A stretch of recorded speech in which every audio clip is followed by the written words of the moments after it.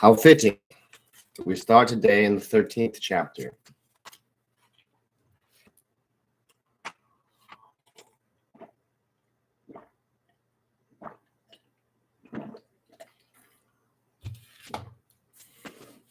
Triskelion had thought he might overbear Brazellum, tip that bulbous body to the floor, and make some demands, speak words that would somehow communicate the whole intolerable situation to his advantage. But although the fabricator general wobbled and tipped, his center of gravity seemed unassailable, his skittering little legs weaving and spreading to brace him. Triskelion had grappled for the gun instead, because the blaster would punch some holes in Brazellum's bronze body as readily as it would Triskelion's flesh. He heard the Skitarii start in the action, carbines leveled but unable to shoot him without hitting their master, and yanked Brazellum sideways, the pair of them dancing in drunken circles away from the soldiers. The whole undignified business was like a grotesque farce. Visceral! Brazellum's face was fixed in pop-eyed expression of astonishment. His voice rang from his body without any mediation of throat or lips. I really must insist. And to Triskelion's horror, he was stronger. The mechanisms of Brazellum's body were slowly outmatching his best efforts, turning the barrel of that murderous gun inch by inch until its yawning mouth was directed straight at Triskellion's face. You are, Brazellum ground out inexorably, no longer welcome within the faculty. Consider this a termination of tenure. And then the gunfire started. Triskelion thought Brazellum had shot him at first, but his failing living strength had deflected the blaster's muzzle just enough that its energy lashed past his head, melting his cybernetic ear to slag. And the gunfire was still going on. And it wasn't the deadly energies of the Volkite, but something more mechanical. He and Brazellum broke apart, both realizing, both reeling. It was the assassin. She had come back. She moved as the Skitarii returned fire, not fleeing back to the corridor, but leaping into the room, running swiftly from the engine duct, taking what cover she could, with two pistols constantly chattering in her hands. The third was clutched to a savage wound in her abdomen that should have killed any regular human. Even with the world going to pieces around him, Triskelion had time for admiring thought. Such metabolism! How I could make use of it. He heard Teslin call the woman's name. Sakiri! Half in triumph and half in despair, because the assassin was bloodied and ragged already, looking on the point of collapse at any moment. Only the alien strength kept her going, burning her human flesh so that she could go on. The Skitarii were trying to put themselves between her and their master, but it only made them targets. The woman shot two more of them down in a blazing salvo of pistol fire, and a couple of spare bullets finged off the fabricator general's casing, sending him reeling and staggering as though he was still wrestling Triskelion. His arms waved, with no attempt at using the gun he was holding. His voice whooped and stuttered. Some part of his internal mechanism hit, so that all that was said was turned to manic gibberish. No change there. Triskelion looked around for Tesling in case the dwarfish doctor had caught any of the shot, but the man was cowering by the screen, bundled up, as small as he could go. Good. I've not finished with you yet. The assassin had finished the Skitarii now, breathing heavily, blackish blood staining her clothes and pallid skin. Tesling made an abortive attempt to go at her, a medicae to his patient, but Triskelion pincered his shoulder and hauled him back. A heartbeat's worth of silence descended. Sakiri was standing down the length of her Volkite pistol, Berzelm's metal body and hand shook wildly, and Jaskillen had no idea if it was the damaged machinery or the terrified flesh that was the culprit. A twitch of the trigger might have raised half the room.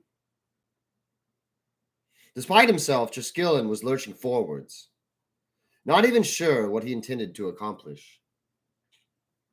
The assassin emptied both guns into Berzelm, making his body roll and chime sonorously until his casing ruptured, and the last 4 bullets carved turning tracks into his mealage of innards.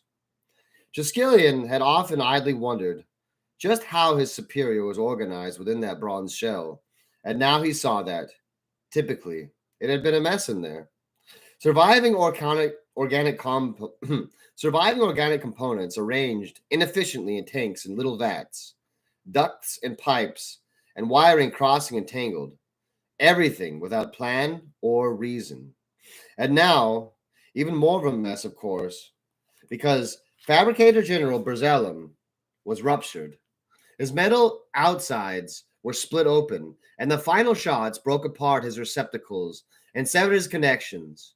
And that dreadful, wordless yelling of his finally stilled. I imagine it would probably sound something like this.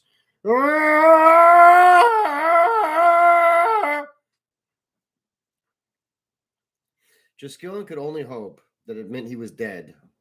How terrible if some part of him was still living within that shell, mouthless, senseless, immobile. A grotesque thought. Perhaps he'd keep the wreck of Berzelm around for a while, just so he could contemplate it. Berzelm's arm was stuck straight out and up slightly, as though indicating some particular corner of the ceiling that needed cleaning. Jaskillen stepped forward, plucked the blaster from his loose metal fingers, and shot the assassin. She barely reacted. She sensed he'd burned through her last reserves of strength, as well as her ammunition. But she had fulfilled her purpose. The searing fire of the pistol that took her across the chest and 2 arms flung her to the ground. Every appearance of being dead, but Jaskillen made sure her pistols were nowhere near her twitching hands. Well, he addressed the room, feeling a weird unreality, as though the whole business had just been a particularly odd hypothetical question. It seems I was too slow to save the Fabricator General from his assassin a second time, but I have avenged him, so it shall be recorded. Doubtless he was coming here to congratulate me on my handling of the insurrection. It came to him with another wave of lightheadedness that he'd actually done it. Berzelm was out of the way in a manner that placed no blame on Triskelion whatsoever. He could put the final parts of his plan into action, put down the rioting with his reserves of New Scutari, and then assume the Fabricator Generalship of Marad with his grateful peers' acclamation. Tesling had gone over to the assassin and was kneeling by her. Triskelion irritably plucked the man up by the collar and hauled her off. What do you think you are doing? She needs help. She needs to stay dead, Triskelion said. She's done more than I could have hoped for, but dying is one final service she can render, and it's non-negotiable. Tesling was protesting and pulling on his arm, but Triskelion leveled Berzelm's pistol and put 3 more searing charges into the assassin's corpse. He would have preferred to have found some surgical tools and separate that grotesque head from its 5-limbed body, but right now it was more important to ensure the man's kin outside were put in their place. He contacted Tin Tangrim by box. Confirm your people are in position, he snapped. I want you to bottle that rabble up in the Palladium grounds. Trap them between the outer wall and the palace itself. Put them down, Alpha Primus. Confirmed, adepts. And find out how the gate was opened in the first place, Triskelion added, only now considering how close this whole business had been to a real disaster.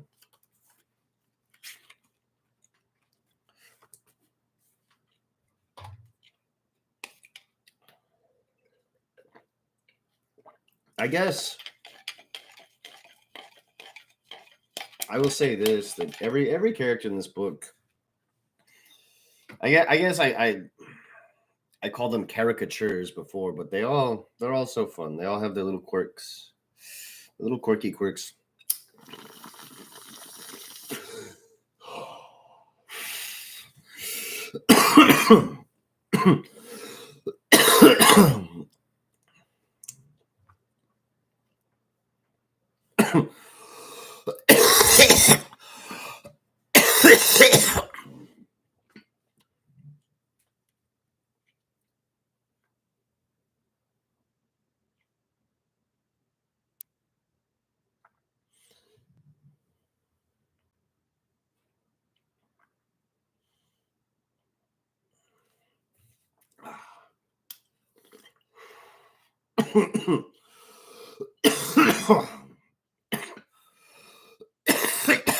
My goodness.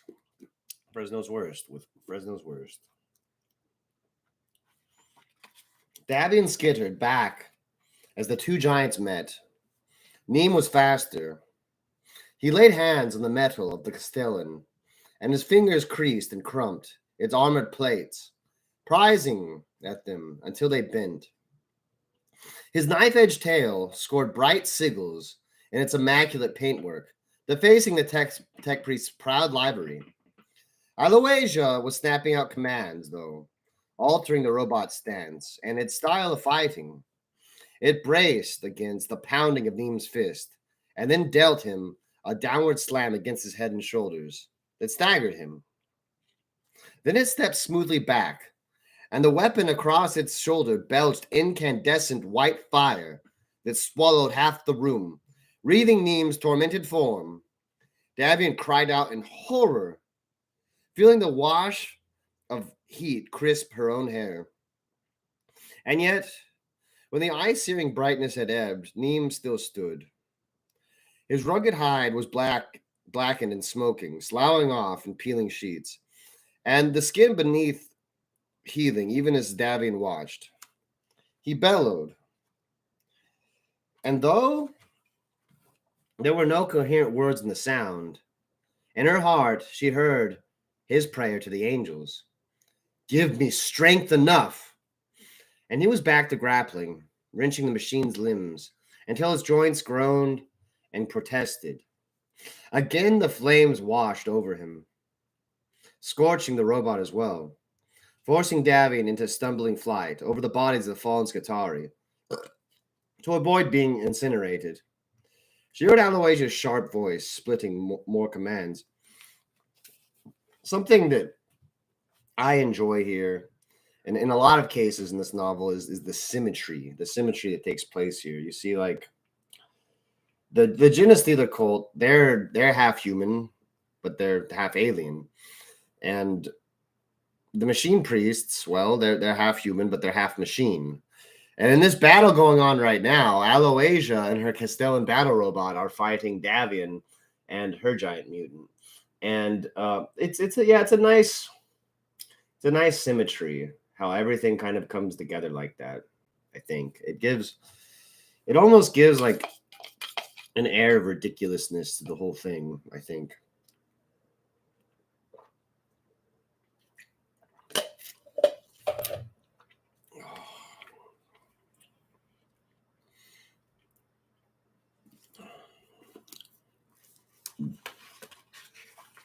The Castellan was stronger.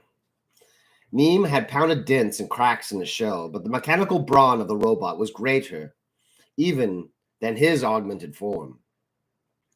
It was forcing him away from its mistress, bending him back, even as his tail and extra arms battered and hacked at it. But in its progress, it had pushed the fight past where Davian crouched.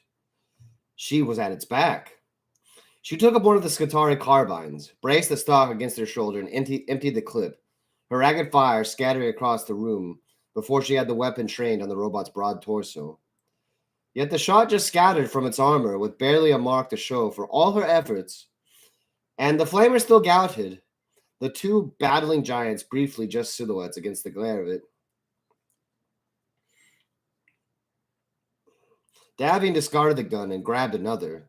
She added the armory of an entire Scutari detachment at her feet, Even as Neem roared in pain, she leveled the weapon, not at the Castellan, but at Aloysia.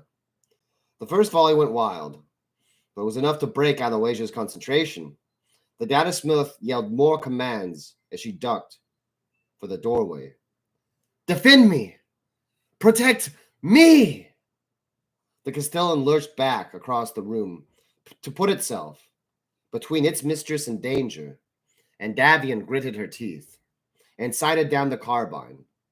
One last chance for a shot before her world became nothing but the looming robot.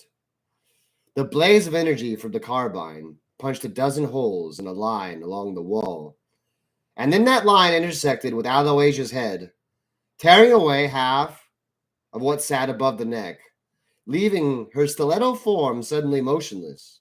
The remainder of her metal skull was left weirdly tilted, its inner workings open for inspection, as though awaiting maintenance. The Castellan completed its retreat and stood mutely between its ruined mistress and Davian, and waited. The smoking barrel of its combustor was directed directly at her, like the open mouth of a man who'd forgotten what he was about to say. Only then did she turn to see what the shape of the rest of the silence was.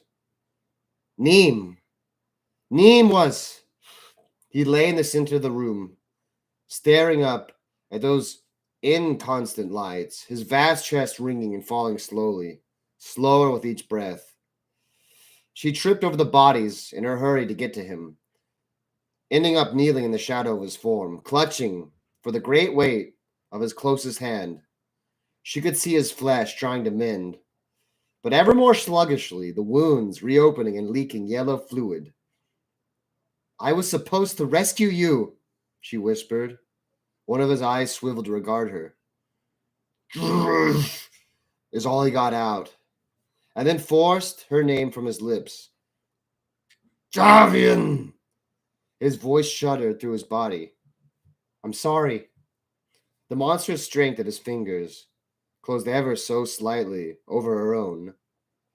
Another hand, one of the smaller ones, touched her chin, tilting it until she met his eye. Hear them, he rumbled. His other eyes were staring up at the guttering constellations of the distant ceiling. The last stars he would ever see. Angels! Angels, Davian! Something ruptured inside him, and his chest sunk in, the armor plates cracking. His eyes went dull, and then he died. She could hear the fighting outside the Palladium walls after that, but when she tried to leave to join her compatriots, the robot shifted to block her, and she shrank back from it. It would not attack her, but it was mindlessly following its last command to defend Aloysia. For all that she was dead and gone, her body stood in the doorway, and that was the only way out of the room. She knelt by Neem's cooling form, thinking about all that she'd done, thinking about when he'd fallen ill, of Dr. Teesling's promises to save him, of when Triskelion had come and taken Neem away, and every action she'd taken since then. And then she'd set the sands running on his life the moment she re-entered the Palladium with Sakedi. That was where they found her. She didn't even hear them push past Aloysia's body and the statue that the robot had become. Abruptly, a hand hauled her to her feet. Even though she tried to cling to Neem's body, she found herself staring at her own reflection and the steel helm of a Skitarii Alpha.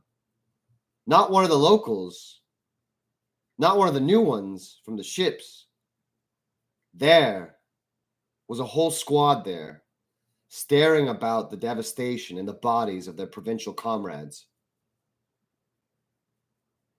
Yes, she told her own distorted image, I did this. I made it happen. I opened the gates. You're too late. She braced herself for the blow, the blade, the shot. But he just held her, helm tilting, to stare down at Neem's colossal corpse. What are you? His voice from when the helm was surprisingly human. They hadn't cut it out of him yet. One of his people brought a scanner to her, reading the lines of her electus, all that spurious identity that allowed her to walk the Palladium walls as though she belonged. I am a child of the angels, she shouted into the stilt of his helm. And she thought she saw him flinch in the shadowy recesses. I am the blood of the many-handed emperor. Call me alien filth, but I am chosen. And still, he didn't kill her. Standing very still for a moment. Had her words stunned him? No, he was listening to orders. Confirmed, Adept. The pause. Already attended to, Adept. We have a prisoner here, an infiltrator, with clerk's electus. Despite herself, she leaned in close, recognizing the tiny echo of Triskelions' voice resounding from the receiver within the man's helm.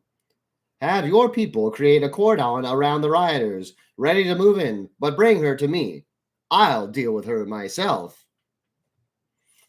And then they were dragging her away from Nîmes, off to meet her final judgment for what she'd done and what she was. The Alpha hauled her through the palace, hand like an iron clamp around her arm, and his squad shouldering their way behind him. Those tech priests she saw got out of their path quickly, jerky and panicking.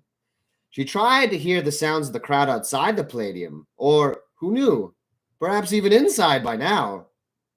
But there were only the sterile chatter of these machine men, the godless taskmasters who profess themselves creatures of such faith.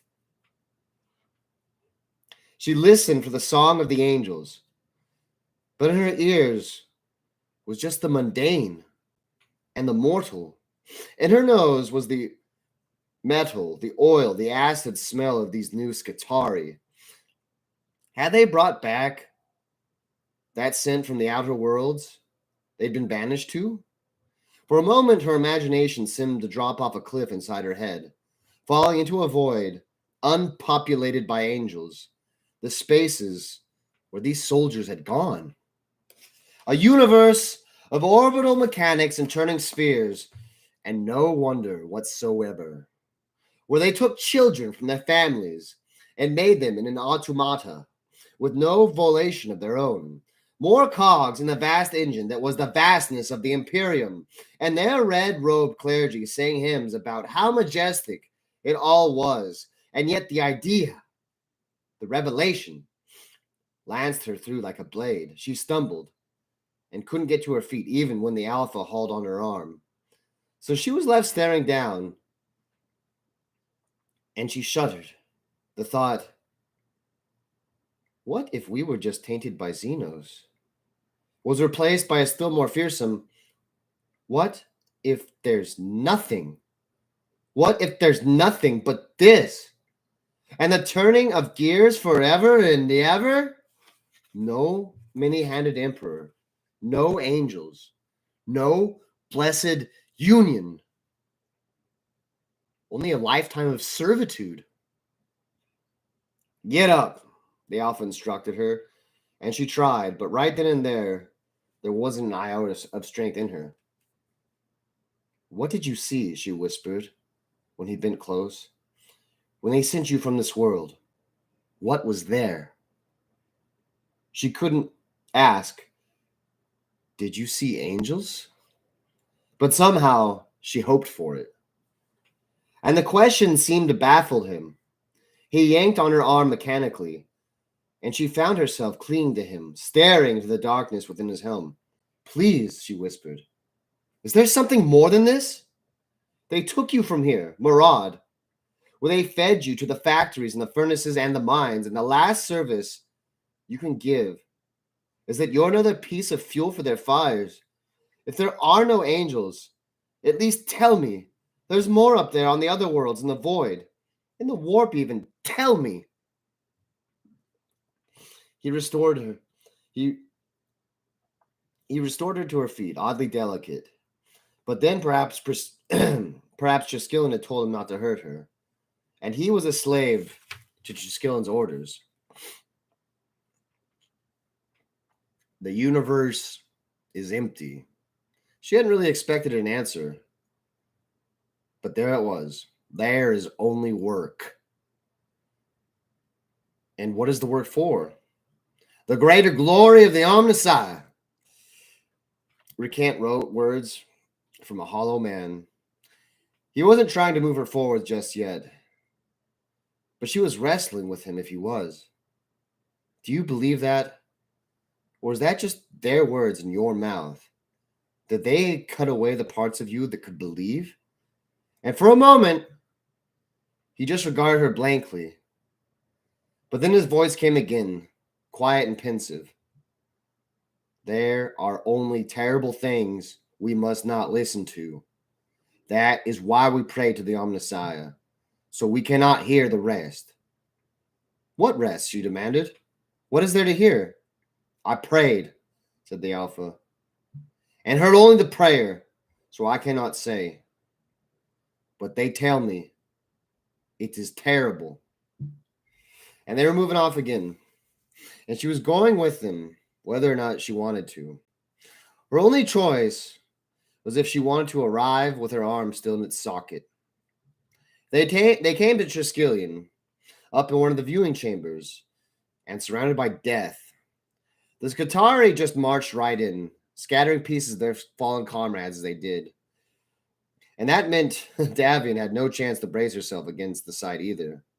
At least 6 dead Skitarii, and in the center of the room, the great corpse of the Fabricator General, lying on its rounded side, and Sakiri. Davian cried out to see her there, curled up around her charred wounds, her mission finally accomplished, save that Davian knew Brazellum had never been the real enemy. Triskelion was the real danger.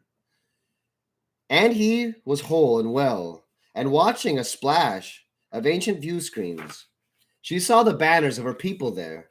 She saw them packed and shoulder to shoulder before the Palladium, shouting, fighting, crushed in as the veteran Skitarii formed ranks to trap them there, awaiting the word. You have been busy, little clerk. Triskelion had Dr. Tesling up there with him, a metal hand pincering the small man's shoulder. You did your best to betray me, but then, of course, you did. And in the end, look how it all turned out. Your accomplice was tragically killed after she took out the Fabricator General. How fortunate for Murad's well-being that I am ready to ascend to the post. Effective immediately. Effective immediately. Fitting, given what day it is. This is the day of Ascension. And this is the final chapter wherein the day of Ascension happens. It means different things. Maybe. That would be a trivial way to put it. The real game is the imagination.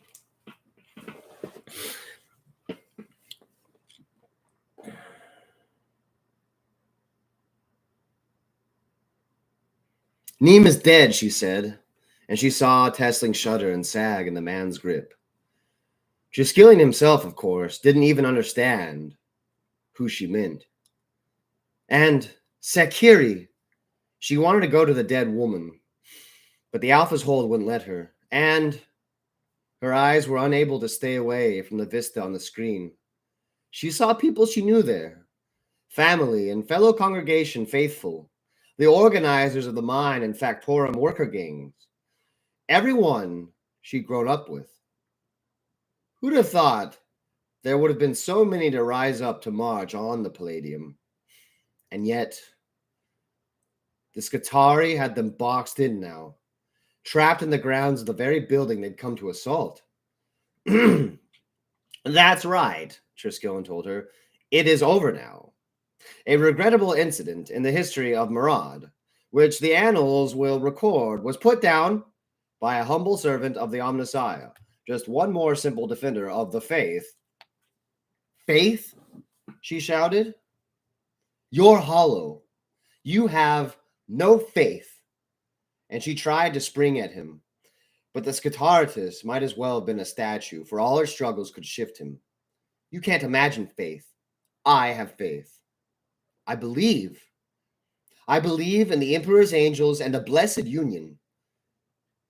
They'll come to take us up. It's our ascension, not yours. And even as she started saying it, she wasn't sure she believed it. But then the sneer came to the living parts of Triskelions' face, and he stalked down from the view screens, kicking his way to the spilled components of Berzelm's last moments. You and all your kin are nothing but the spawn of Xenos, he told her flatly. Your angels are just hungry monsters from the void. Your many-handed emperor is some alien beast that crept into Marad and infected humanity here with its taint. And that is foul. But what is worse than foul? What is truly sad is that so many of you do indeed seem to believe in this fable you've made for yourselves, that anything in the universe even cares what happens to creatures like you. You cannot see. And he was right before her, gripping her chin painfully, even as Tesling squirmed in the steel hold of his other hand.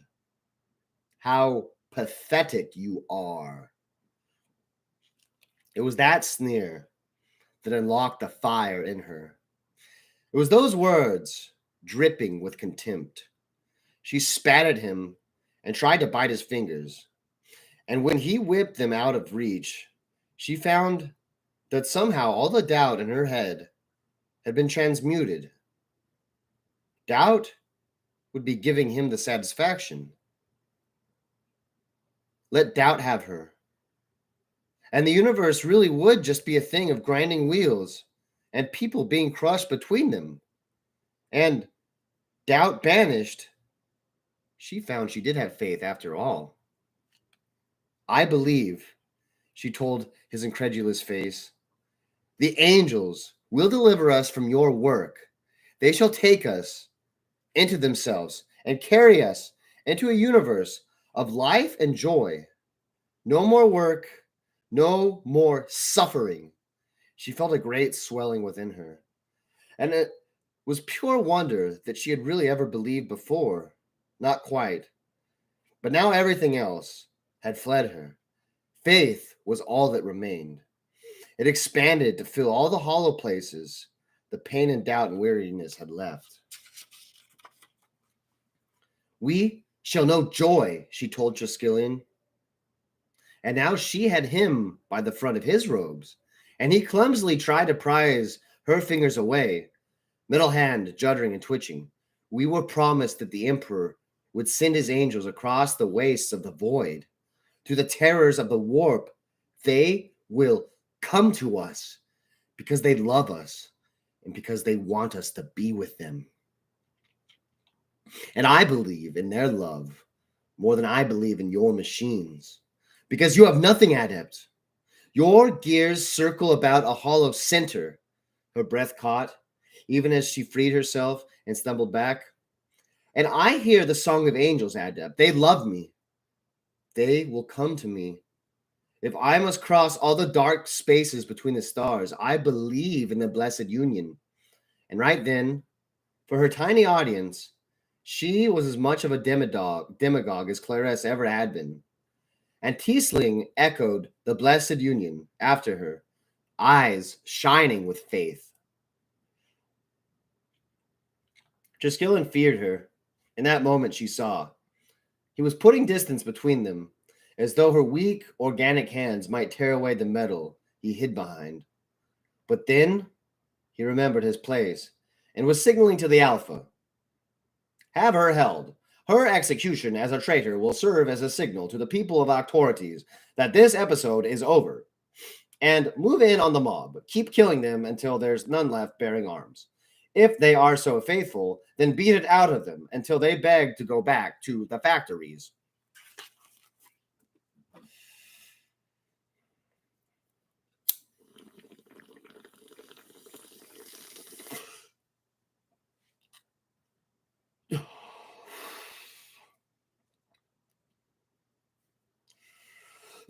a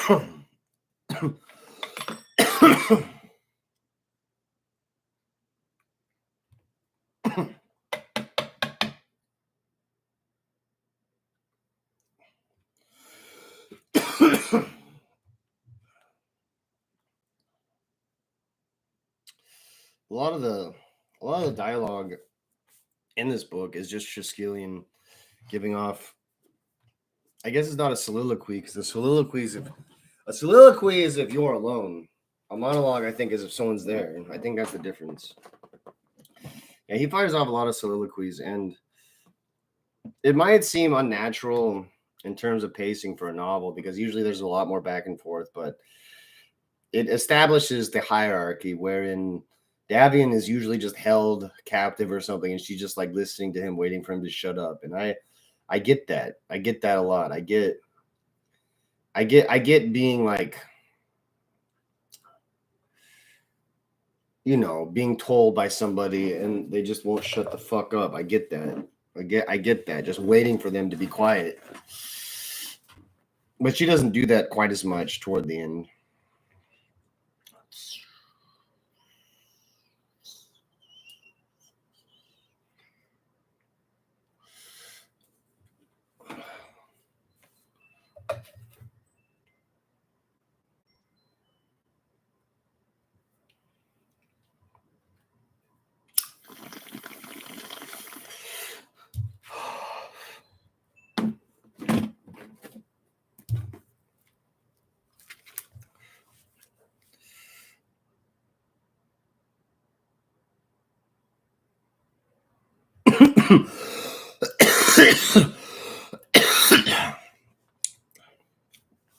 He felt shaken, he had to admit.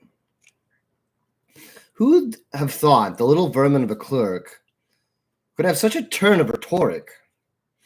But useless. All of it useless, Triskelion assured himself. The last embers of a fire he was even now stamping on. And after that, the dregs of her gene line would be nothing but a resource that he would use to build his better Skitarii, to make his modest but significant contribution to the workings of the universal machine for the greater glory of the Omnissiah. Tin Tangrim was braced to haul her away, but she strained against him. I hear them, priest, she said, and they hear us. They hear and they come for us. Triskelion rounded on her, despite himself. You had better hope, he snarled. No, you had better pray that isn't true. Because if it were, when I was a child, I thought I heard a voice. Triskelion's jaw moved and twitched a couple times as he tried to process that. Because the words hadn't have been Davian's or even Teesling's. Tin Tangrim had spoken out of turn, and that was so unexpected that he felt as though some ancient mechanism on the floor and walls had suddenly spoken up. Error. Run error diagnostics, Alpha Primus, he snapped irritably. But they took me away.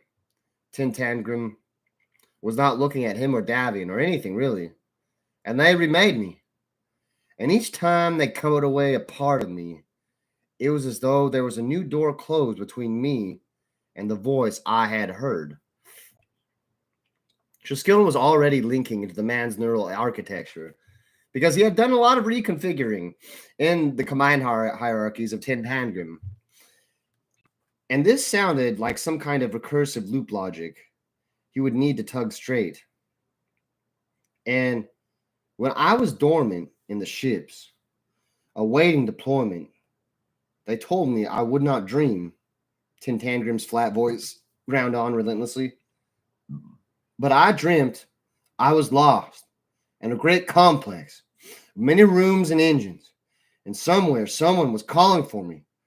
But they were in a chamber hidden away, and I could never find them. And I called for them, but they could not hear me. And I remembered in those dreams what it was like before they remade me, and the voices singing. Everyone was very still now. Triskelion, as he searched through his connections with the Alpha, and Davian and Tesla just listening. I forgot in the end, in the cold years in the void, in the hot years of the war. They took me from my home and remade me and had me fight, and I forgot the voice. I thought it had gone. I thought it was a fault within me. His voice and helm tilted until the helm's gaze was on Davian. I remember now. Your words have opened those doors in me. She looked almost apologetic for it, writhing beneath his stare. Alpha, you have your orders, Triskelion told him, hoping that would jumpstart the man's proper routines. He was still wrestling with the command structures he had imposed, finding them intact within themselves, yet curiously detached from the man himself. Shoddy workmanship. What's going on there? They sang to me, Tintangrim said, his voice very quiet now. And I had forgotten, but you have awoken the memories in me. He sounded filled with wonder, and that was very much not something a guitarist should be capable of. I have changed my mind, Triskelion said. Kill her now. Put your pistol to her forehead now. Why is everything suddenly so difficult? Draw your pistol. Unbutton your holster first. Draw your pistol from it. Extend your arm until the barrel of the pistol touches the forehead of the prisoner. He was walking the man through the exercise like some grotesque piece of puppetry, pulling on inner strings in Tintangrim's mind. And there, it had worked. Though it was hardly an efficient way to run an army. Hopefully, when the girl was dead, this unexpected glitch in the workings would be smoothed out and he could carry on. Davian had her chin up, staring up the line of the gun, up the line of Tintangrim's arm. A martyr in the making, save that no one would care. Pull the trigger, Triskelion prompted. Do I really have to spell it out for you, Alpha Primus? Pull the trigger. His imagination bridged the gap for the next few seconds, visualizing the arc pistol discharging, the girl's head, a brief electric fireball before becoming nothing but drifting ash. A fate she'd most certainly earned with this latest piece of nonsense. And yet no trigger was pulled. And he hauled himself back into the command structures in Tintangrim's hardware, determined to rewrite them entirely if need be, shortcut any inconvenient organic connectors that might be misfiring, make a direct link from command input to trigger finger, if that was necessary. They gave beneath his virtual fingers. It was as though he had placed the weight on a plastrete floor, only to have it crumble and give like soft sand. Suddenly, the whole tottering structure of logic had no foundation. The flesh it was built on shifted and squirmed. It was all coming down, flaking away, rusting to dust. Triskelion heard himself make a noise. Revulsion and horror mingled. Tintangrim knelt. Magus, he said, I'm Davian. Davian seemed to throw. I'm not Magus. You brought me back to myself, the Skitarii said. You have given me back who I was born to be. You are the Emperor's voice. Through you, I hear his angels once more. And Dr. Tiesling snickered. Triskelion whirled on the cringing little man furiously and found him not cringing, not even seeming so little anymore. We never knew if it would survive, the doctor said, creeping crabwise about the room to stay clear of Triskelion's steel grasp, to approach Davian and Tintangrim. The truth in them. The blood. Oh. But you came with your conscription pool so many times, eating away our strength. You came collecting. And what could we do?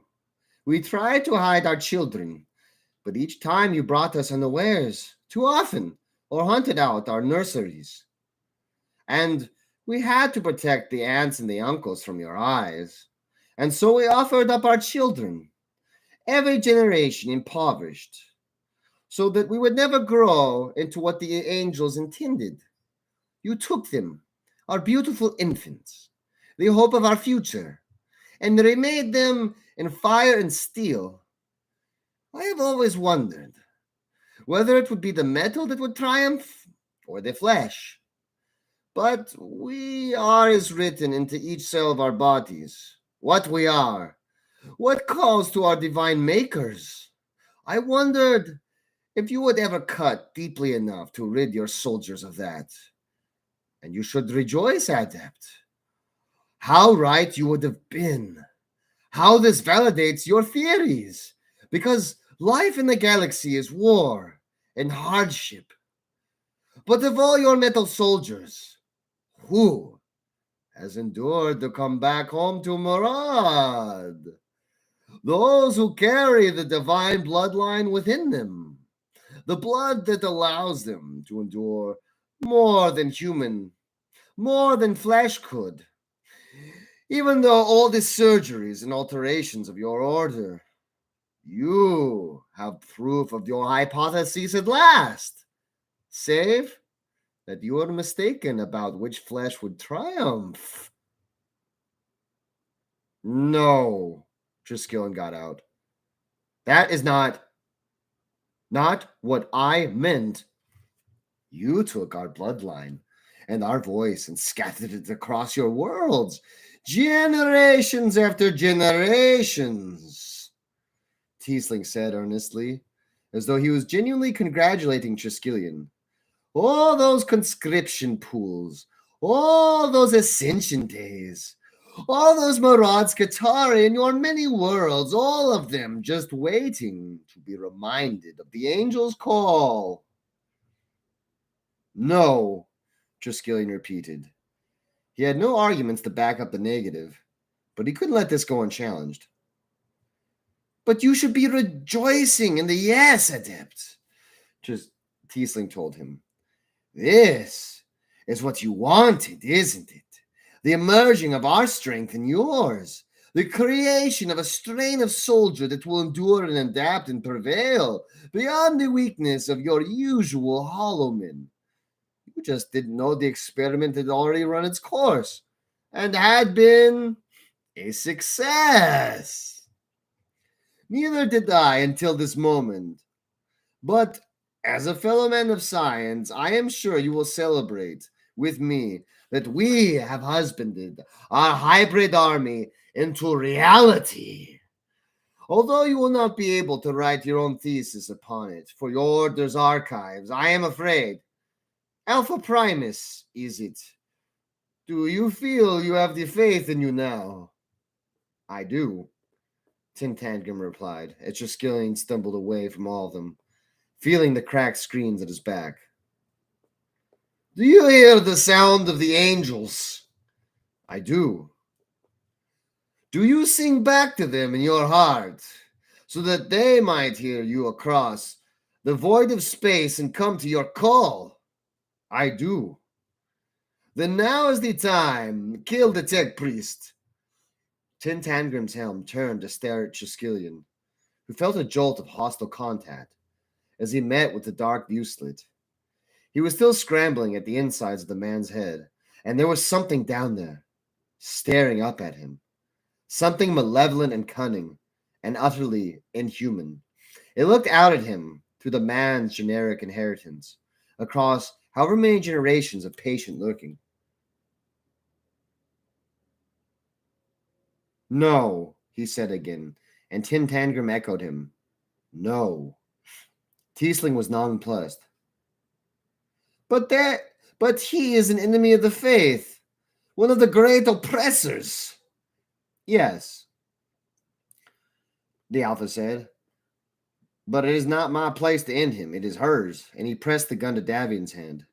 The little clerk, and she too suddenly no longer seemed so little, so insignificant as she had before. She looked at the weapon and then Triskelion. You're making a mistake, he told her hoarsely. The things you want to call out to, they'll consume you. They're not angels, they are monsters. Her face was beatifically calm as she answered him. What makes you think that they were two different things? She leveled the pistol, artless, clumsily with it. Triskelion was retreating, casting about for escape and seeing the banks of view screens. On their faces, he could see the red lines of Tintangram's troops pulling back, releasing the iron hold on the mob.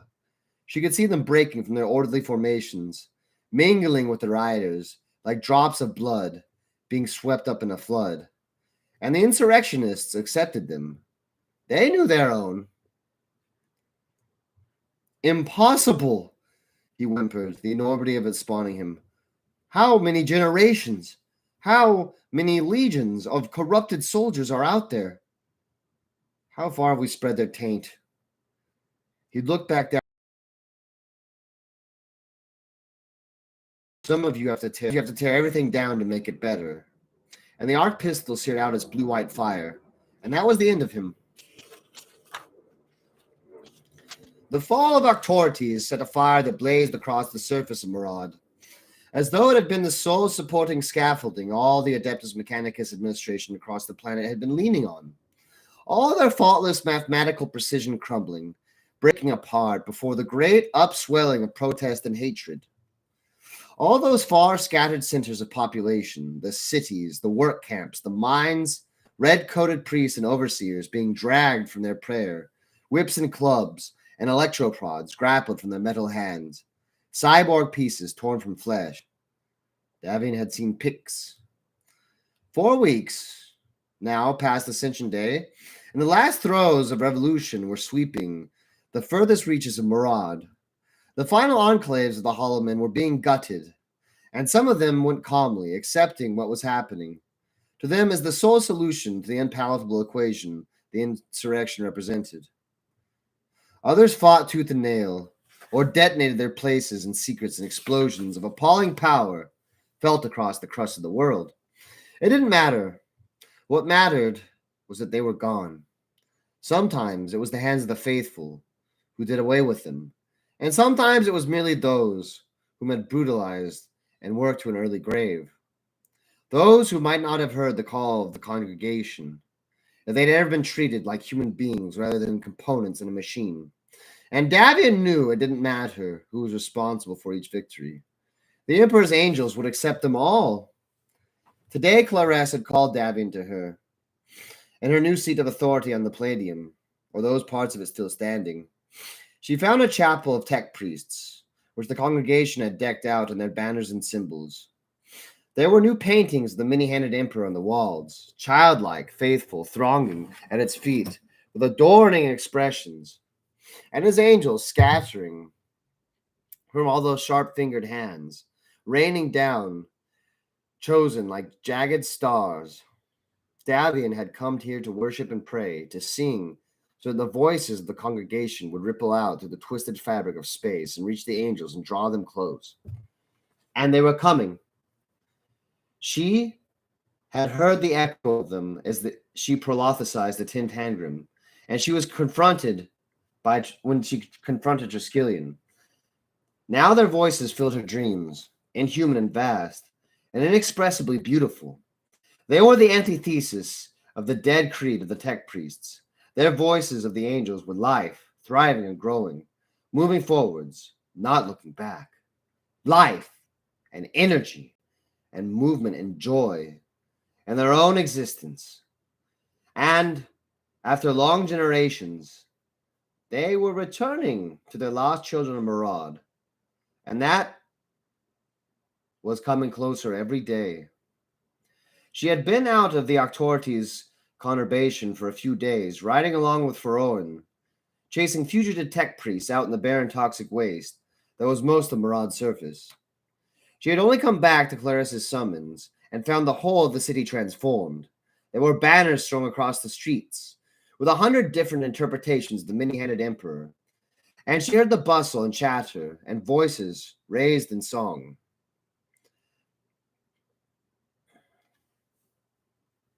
The factories had stilled and the forges had gone cold, and nobody toiled in the mines.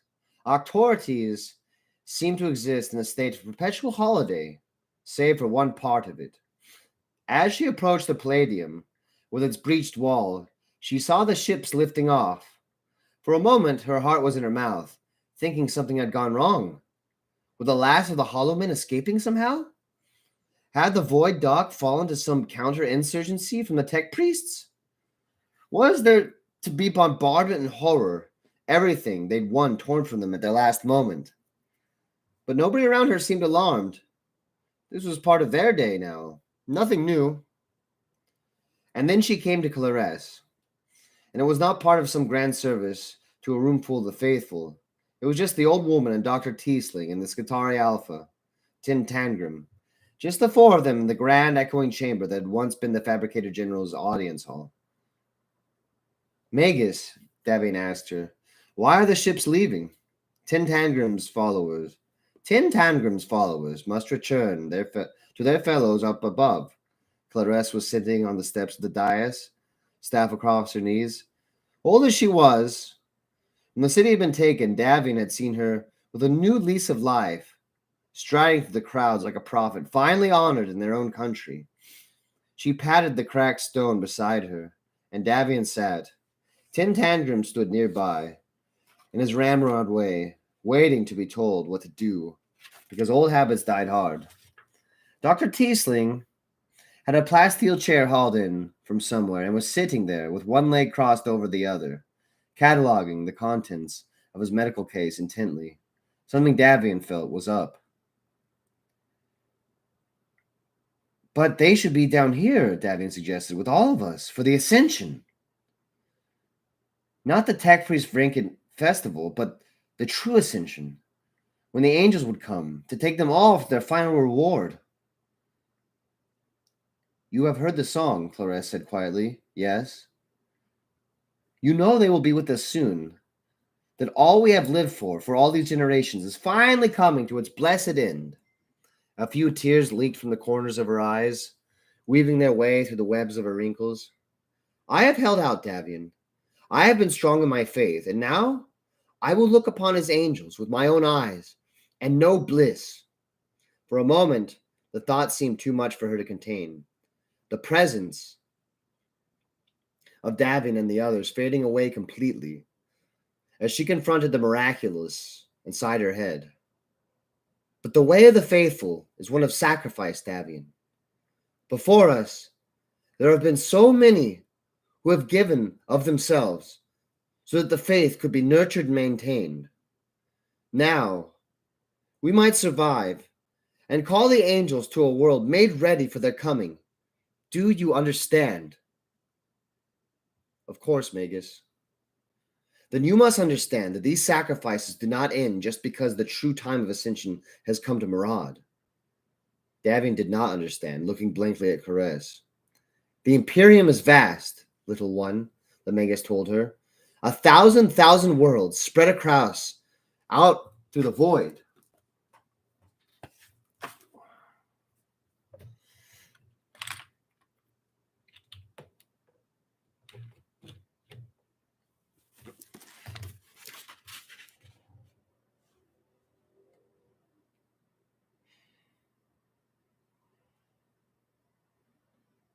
And each one knows only fear and misery and darkness.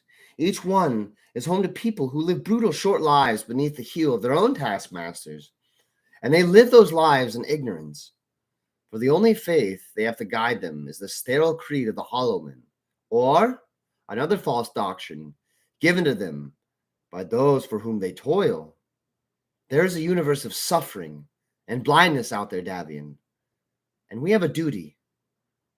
That is the word of the many-handed emperor. That is the word of his angels. We have won our joyous victory here in Murad, but the work is not yet done. That is why Tin Tangram is returning to his ships up in orbit above. And that is why the children taken by the conscription pool must go too, because they are our children, because they carry our blood, because they are to become machine soldiers, or to be assigned to the mortal armies of the false emperor. They will scatter across all the worlds of humanity, and they will carry our message in their hearts and our blood in their veins, because Tintagram came back to us despite all. You awoke the song of the angels in him. The blood of the congregation.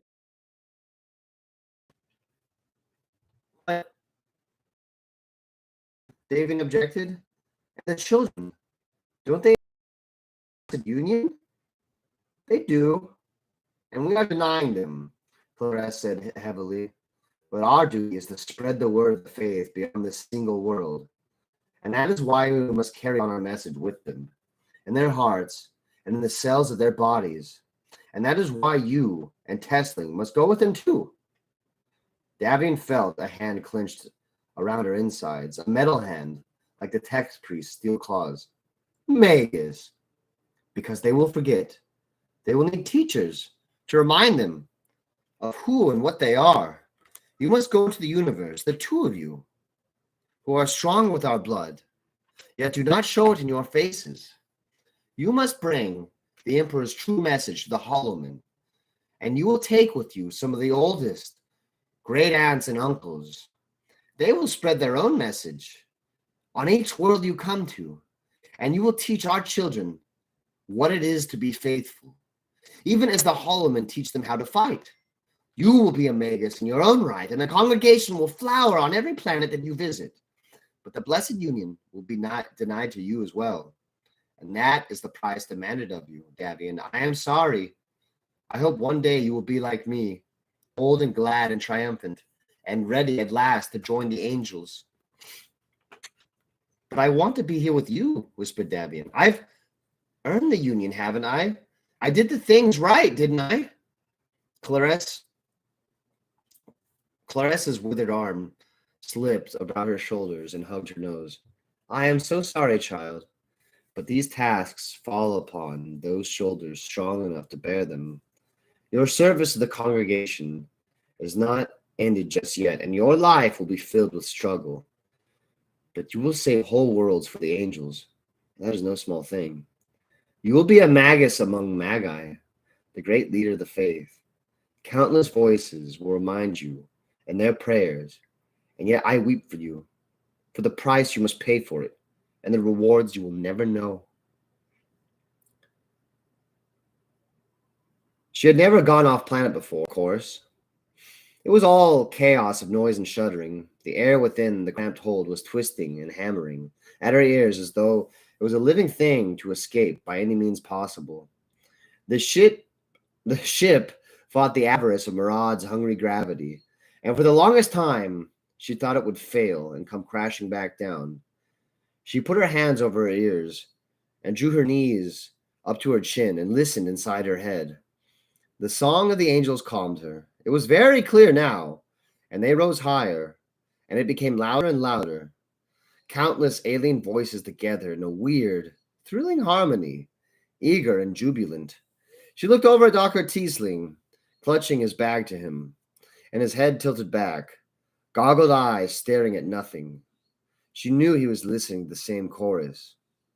And then the thunder ceased, and she knew they were out of the worst of the atmosphere, clawing their way into orbit. One of Tintagram's people came and asked to join the Alpha on the ship's bridge. You should see this, his flat voice said as they entered. There were windows here, or perhaps they were screens. Davian wasn't sure. They were looking out across the brown cracking curve of Murad and the vast blackness of space. Except she'd always been told space was empty, and what she saw now was thronging with life. The angels didn't look as she had expected. Nothing like the radiant human-like forms she'd sometimes seen depicted, although some of them were a bit more like the toothed stars of the chapel images. And vast. She had no real bias for comparison, but she understood they must be vast. All those undulating lengths of spines and fins and wings and bristling jaws. They had come, even as she was being taken away from them. And she wept, as Clarisse had wept, because they were radiant. They were hideous, monstrous to the eye, but to the blood within her they spoke of an alien yet perfect beauty. Their countless jagged maws were gaping, and she saw them disgorge a great rain of smaller ships that descended upon the planet below. And that was just as she imagined. It was just as it had been painted so many times. They were scattering their children across the surface of Marad, and their hungry thousands. The time of the blessed union had come, and all the faithful, everyone of Marad, would be taken up to become one with the angels, to live forever in their endless, devouring pilgrimage throughout the universe. And Davian was denied it. She could only stare out at the reward that should have been hers and steel herself for her new duty. She would go amongst the ignorant. She would shepherd the scions of the divine blood and teach them that it was to bear the mark and their destiny.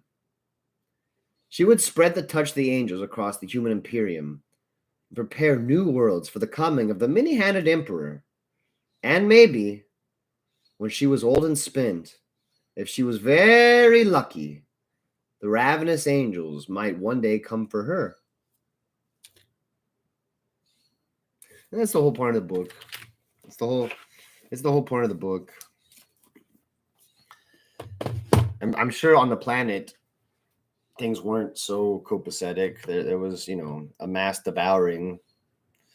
I guess really the real suckers, the people that rose up and then weren't even like hybrids, because basically like they got stuck in a double betrayal. First they betrayed their masters, and then they were betrayed by the Tyranid hybrids. So that would have been bad. I'm sure a new war. There were basically like 3 wars waged. I'm sure the third one was very brief. All in all, good job, Adrian. I think this book easily gets a high 8 out of 10. I think this book. I think it gets some good stars.